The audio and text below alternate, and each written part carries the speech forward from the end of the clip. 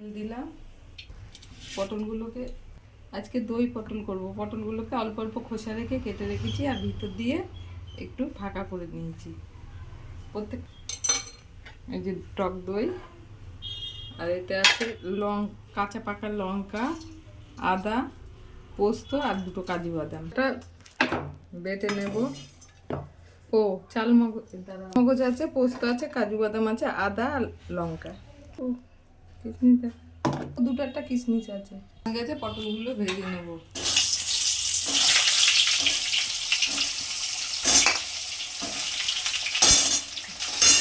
ভেজে তুলে রেখেছি। কড়াই তেল দিয়েছি, একটু কালো জিরে দিলাম, লঙ্কা দিলাম, দিয়ে দিলাম পেস্ট করে রেখেছিলাম।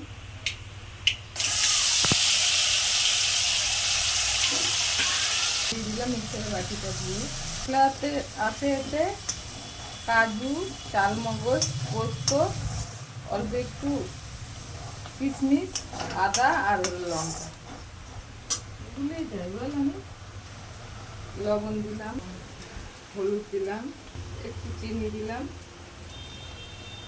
এবার মশলাটাকে ভালো করে কষিয়ে নেব।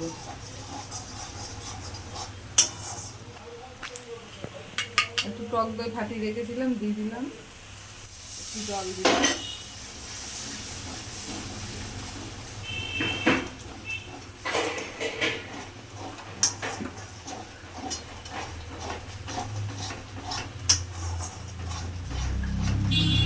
মশলাটা দিয়ে তেল বেরিয়ে গেছে, হয়ে গেছে কষানো। এবার 4টে কাঁচা লঙ্কা দিয়ে দিলাম আর ভাজা পটলগুলো দিয়ে দিলাম, ভেজে রেখেছিলাম।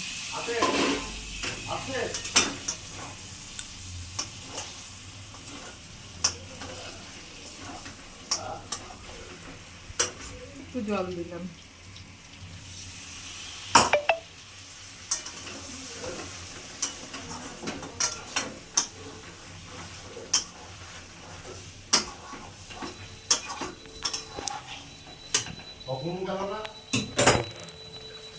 গরম মশলা দিলাম।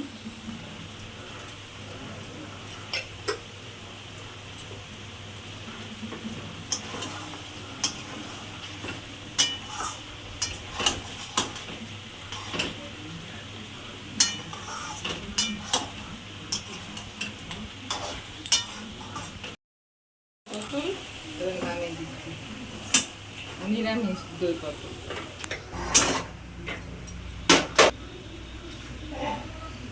এইভাবে দই পটল করে খেয়ে দেখবেন একবার।